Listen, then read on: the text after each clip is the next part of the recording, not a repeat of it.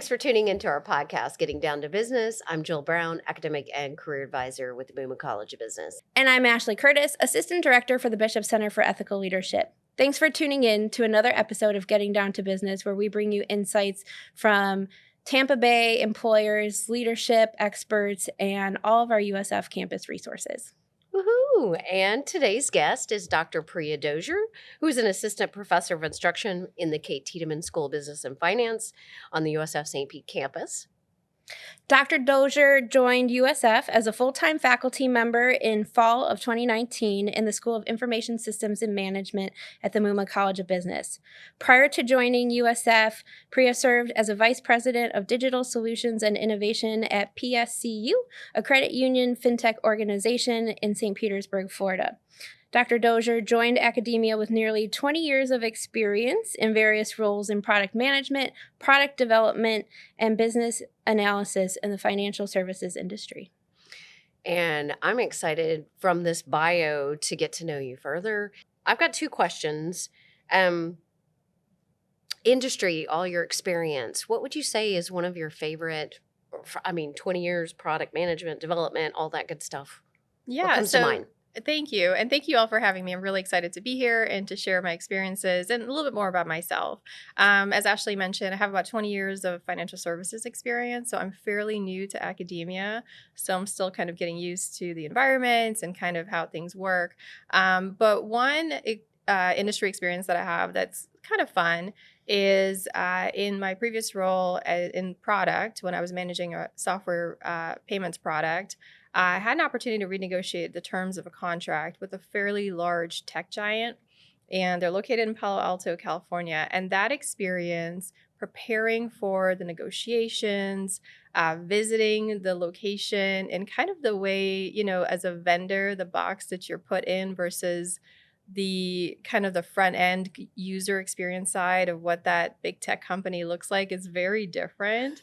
And it was a successful negotiation on the part of us, the supplier, but there were so many valuable lessons learned from that experience that, I take it away and I share stories in my classes with my students. So I feel very fortunate to have had that opportunity. I think that's what our faculty at USF bring, is this industry experience to the classroom, real negotiations that you get to explore and nitpick, I guess, in a sense, right? And see what you did well, what you maybe could have done better, and then getting student feedback, right? Yes. And I think that's the interesting thing about being on this side and being in the position of leveraging some of that experience to teach. And in the classroom, it's because, I'm able to kind of give you the foundational, here's what it says in the textbook, but here's kind of how it actually played out for me in this scenario. Or what would you do if you were, preparing for a similar type of negotiation where maybe the traditional rules don't apply and you have to get creative in your role. How would you handle that? So I kind of, I bridge, I give them the basics, the 101.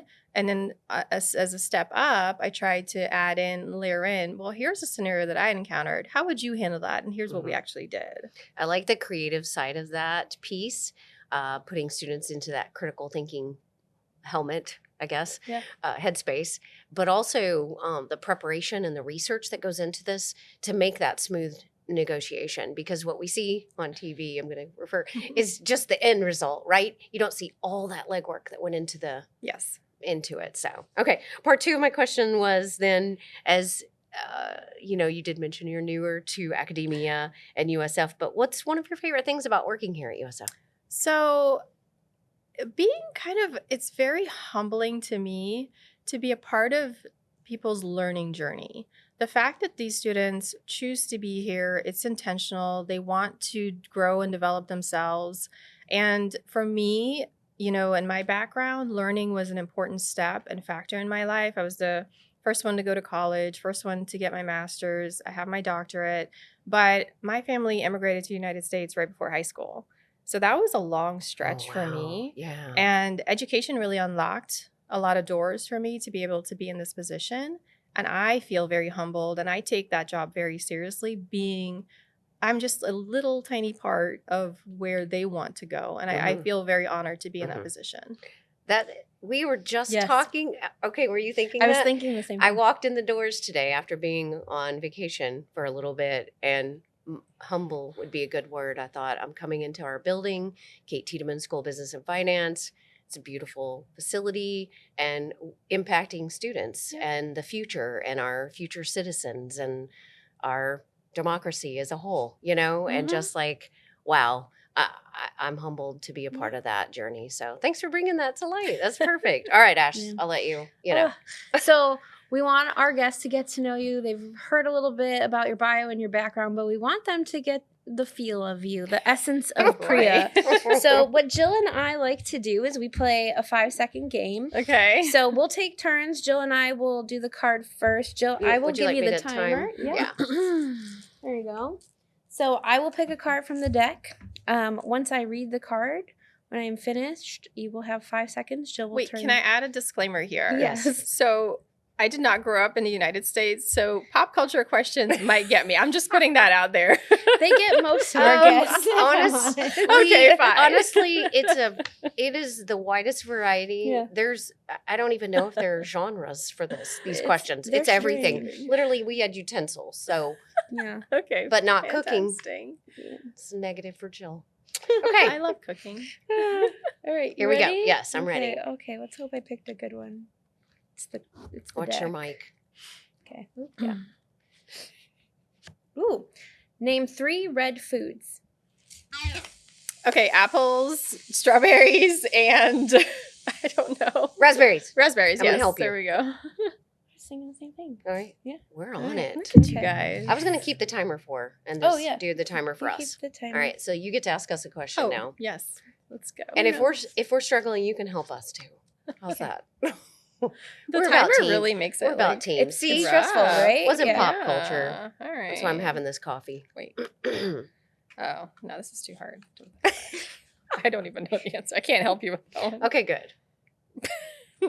We appreciate this thought. Okay, Yeah, let's do this. nobody's Thank you. like, nope, we're putting you on the spot. Go ahead. All right. Name 3 ways to stay cool in the summer.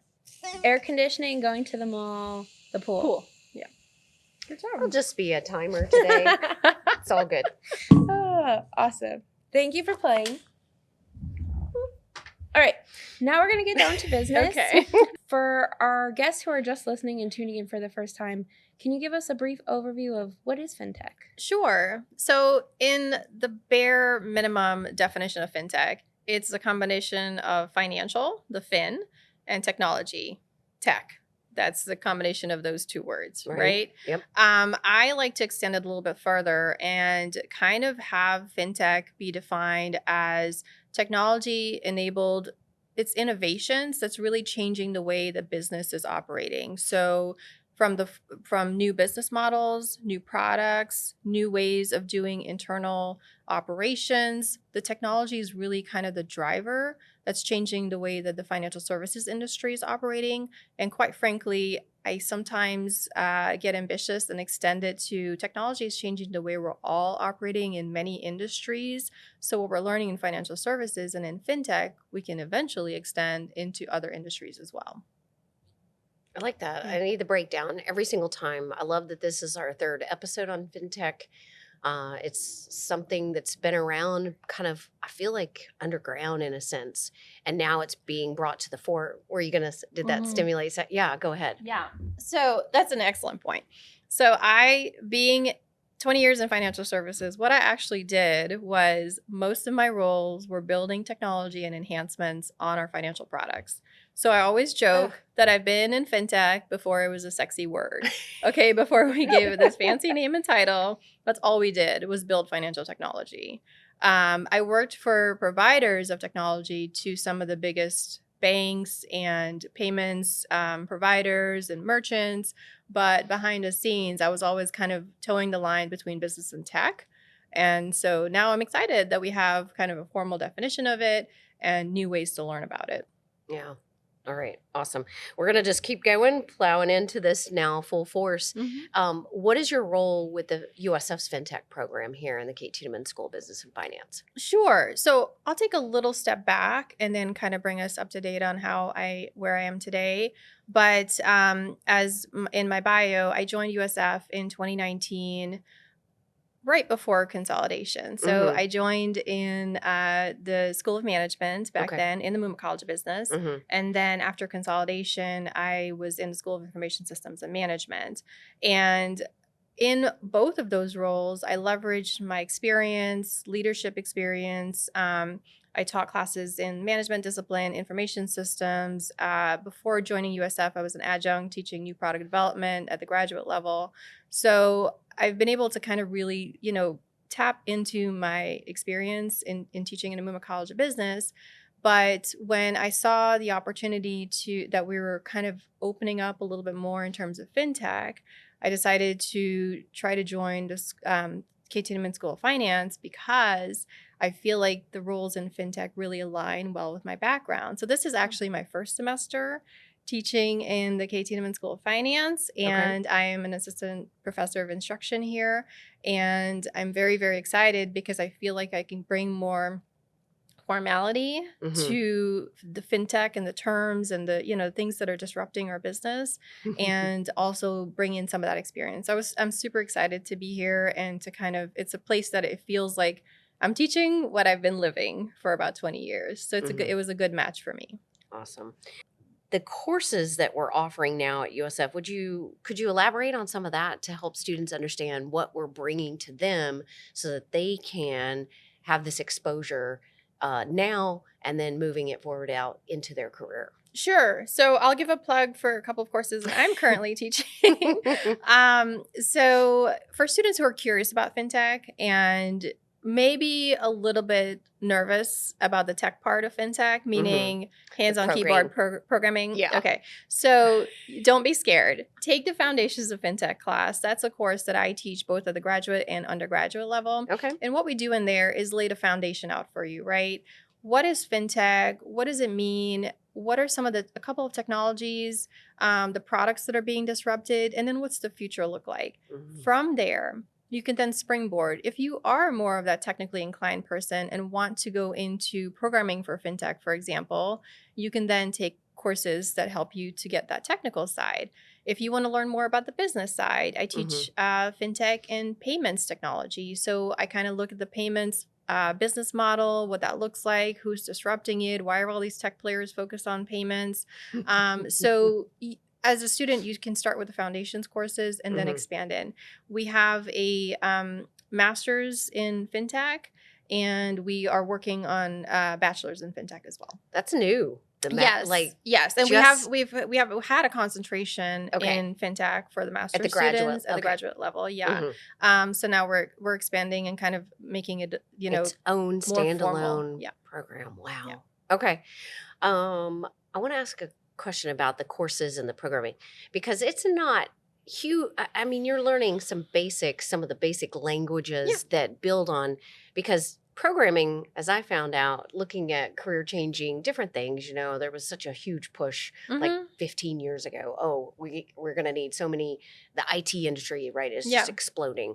And having an understanding of the logistical thinking, the process that goes into that back end side, and not just, it's really useful. I have programming friends, and it's just fun, the conversations that we have, because what we see, what it took to get there. And then when you're communicating, especially when you're working in that industry and having those negotiations and such, having that background and understanding just makes you a better communicator, but also a collaborator and creative solutions. I can share a little bit about that.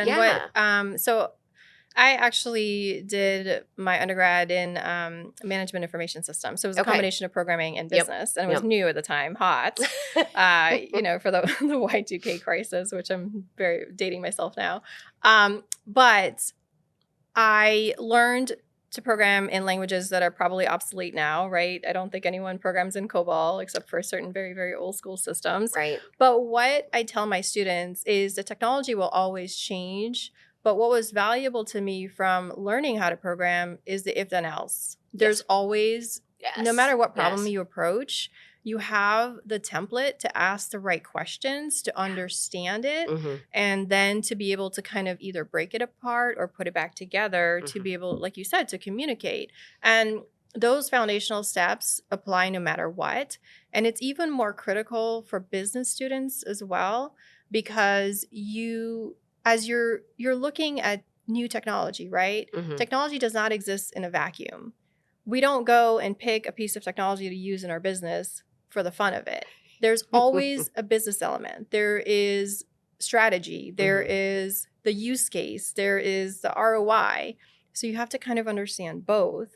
And, I'm not encouraging everyone to take a programming class, but I do think you have to appreciate, if you're a very, very technical person, you don't want to program yourself out of a job because you don't know what you're programming and how it relates to the strategy. So I encourage my students to kind of think about it a little bit more broadly, even the technical students to look at the business side, and the business side students to consider the technical side. Yeah, thanks for clarifying. I just think that's it might scare students off, and I want them to understand that it's actually a critical piece of understanding the industry, period. Yeah.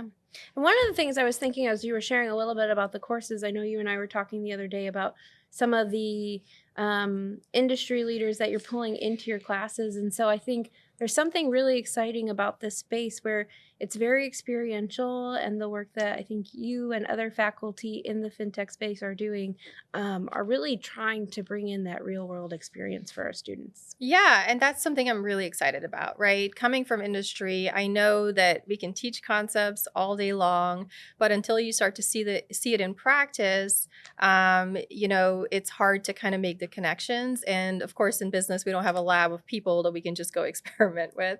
So the way that I do that in my classroom is I try to form partnerships with either community organizations, non-for-profit. For example, when I was in the master's, I was teaching the Master's of Business Analytics and Information Systems capstone class.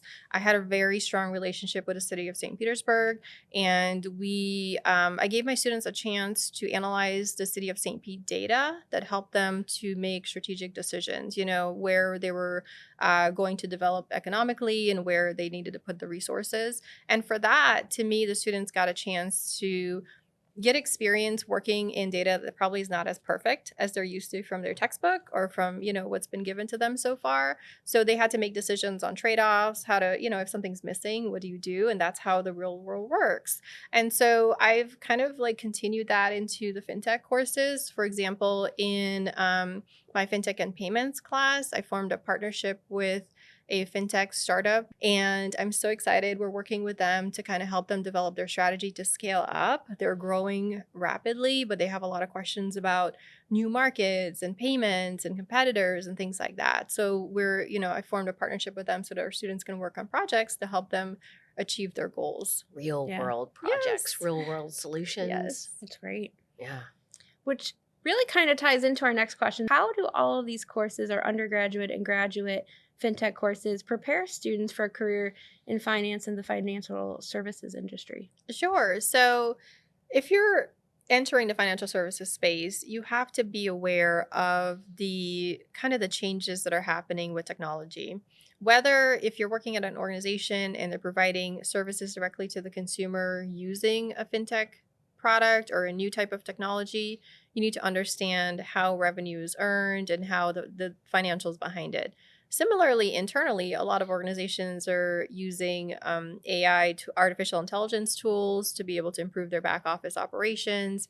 A finance student needs to understand the types of questions to ask and how do you value that and how do you kind of determine the return if the organization is investing in something like that. And one point of friction that I typically saw in my career is as we were embracing new technologies and new ways of building software, it was really difficult for our finance teams to adjust how to model and how to adjust for capital expenditure and how to adjust their financial systems to the new ways of doing things. For example, moving from waterfall development methodology to agile methodology where things are calculated a little bit differently. We had to have a lot of discussions about that. So my hope and my goal is that if you're a student and you've taken some of these fintech classes, you have awareness of what technology is doing to the industry. And more importantly, you have a toolkit and a set of questions, a set of an awareness of the types of technology that's changing. And you can kind of apply those back to the core of finance. Where are things changing? What kind of questions should you ask? If you're in a position to, value an investment in a blockchain company, how do you go about doing that? What are you asking for? Where are you looking? So your future employer can rely on you to kind of help them navigate a world of uncertainty. And that's what we're kind of hoping to provide. And this just leads me into, you've mentioned, in finance, right? But students in other areas can also benefit from taking these courses regardless of their major, right? And even outside of the College of Business, I think they're open to students, right, at the undergraduate level. We've talked about it a little bit already, but is there anything else you may want to add? Like, why should students consider a FinTech course? Yeah. So if you're an undergraduate student and you're considering your career options, and as you look in whatever industry you're going into, I will bet that that industry is facing some sort of technology disruption. If it's not today, it's going to be in the future. And what the FinTech path allows us to do is to explore and understand how technology is changing the way we're doing business and how services are being delivered to customers and how we need to think about things and ask questions. So at the minimum, what's happening in the financial services space, you may see parts of it happening in other industries, right? We have health tech, reg tech. We have all these other industries that are being disrupted. So come see what the drivers are in FinTech, and chances are you can apply those in whatever industry you're going into and help them to kind of navigate, again, those uncharted territories that they might face. The impact of technology and the concepts of the drivers, the business side, the user needs, those are all things that are applicable no matter what you're going into. And that's important. Yeah, because I was thinking when you said health, right? Healthcare, health tech. Bio is one of our large majors at USF, psychology, consumer behavior, buyers, purchasing pattern, all that goes into it. So again, I see overlap. So again, the foundations would be a great place to start. Yes. I just want to reemphasize. Yes, for foundations is a students. great starting point. Okay. Yes, and foundations, in that course, I've been deliberate to divide it up into the true kind of essence of disruption, innovation, and what that looks like. So you can take that and apply it to any industry. Right. And then I go into a couple of the big technologies that are changing things in financial services. But again, blockchain and some of the use cases can be applied to other industries.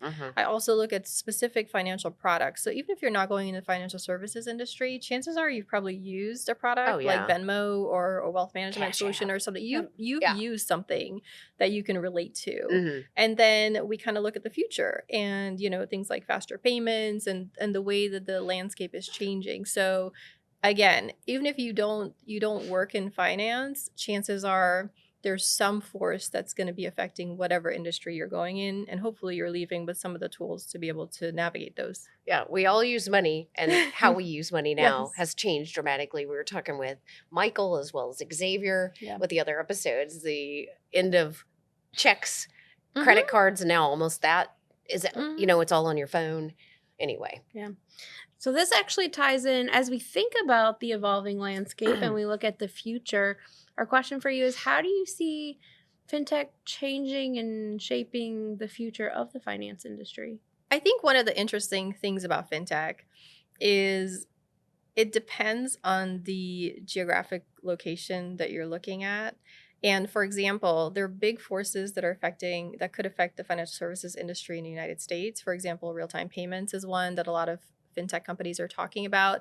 Many consumers don't know the dirty secret that happens behind the scenes in financial services is that it actually takes hours and files and a lot of batch processing behind the scenes to make money move. Mm-hmm. And so there are efforts underway to kind of streamline that process, make it more efficient, make it faster. As a consumer, you'll never know, you'll never notice. But what the financial services intermediaries are doing is, they kind of create a seamless process for the customer. Behind the scenes, it's very cumbersome. So there's going to be a lot of efficiencies that's going to drive potentially disruptions in terms of types of jobs people are doing. So there's a lot to learn there. But on the flip side, if you look globally, a lot of markets have developed payment systems without a legacy infrastructure like the United States has. For example, in Kenya, the M-Pesa example of being able, like a telecom provider basically provides access to banking for underbanked consumers and brings financial inclusion. So kind of looking around and seeing the trends that are happening in other spaces, and then the evolution of how money movement is going to change in the United States, I think those kind of create some interesting opportunities to discuss what that looks like for our students, and then, where they fit in the industry.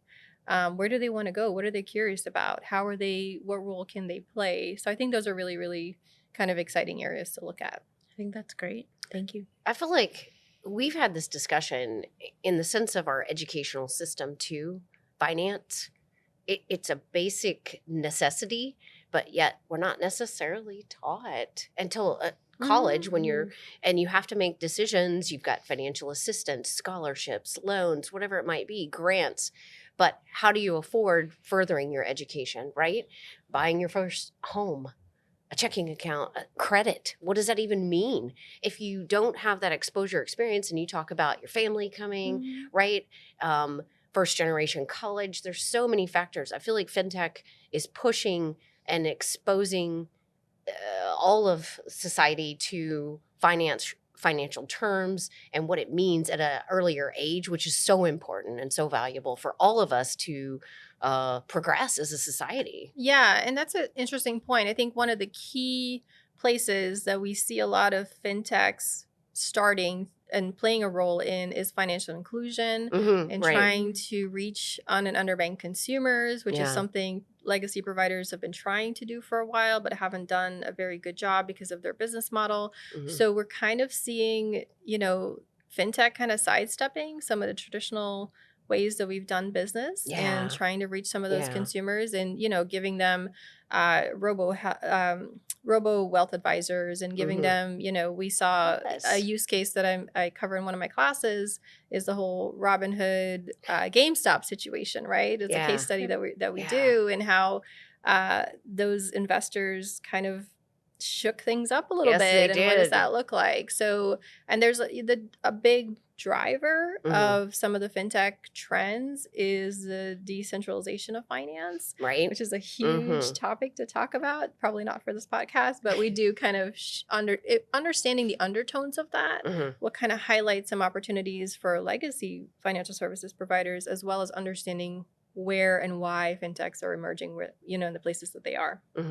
With our students listening in, we really want to help them find resources to build their leadership portfolio and their skills. And, your journey has been unique as every single faculty, I feel like. And this is so awesome for students to get to know you and maybe reach out to other faculty to realize, hey, everyone's got a story. And how does that resonate with you? What can they add? How can this be symbiotic for them and learn? So is there anything, in your development that you found useful that you might want to promote to students to say, hey, either you wish you had done it sooner, or this was such a great resource as I was going through my academic journey?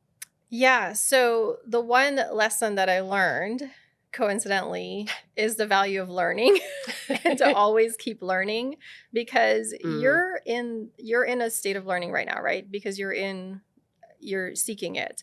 But when you go off and you start to work, odds are the job that you're joining today may not be the same job 2 years from now, 3 years from now, 5 years from now. And what the companies and the industries that you're going into are expecting of you is for you to continuously learn and adapt to what they're doing. They are going to be disrupted. you have to understand how to navigate and move to that. So find ways to continue learning, whether that's a podcast or whether that is LinkedIn Learning is available for free to our students.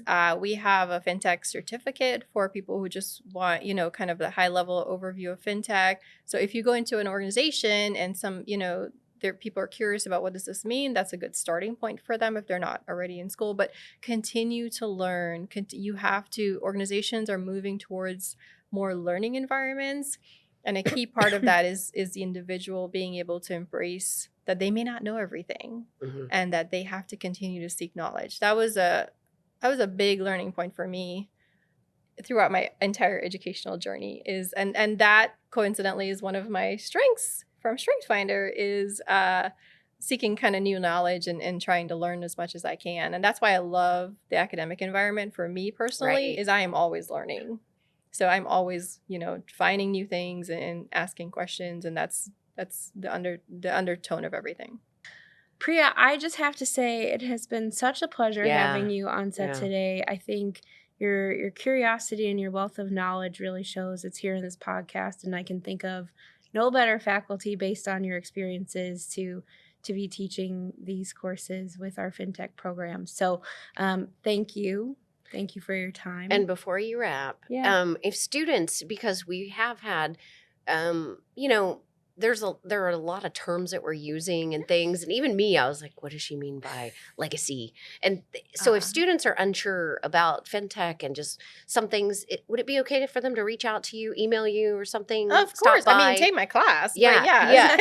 If they're just like, I want a little more, or just to even just have a chat, I'm happy to chat. Yes, Awesome. I'm here to support our students, and you can share with them my contact information. I'm happy to provide them with anything Thank they you. need. Career advice, all that fun stuff. Oh, I'm happy. Yeah. Love it. Thank you.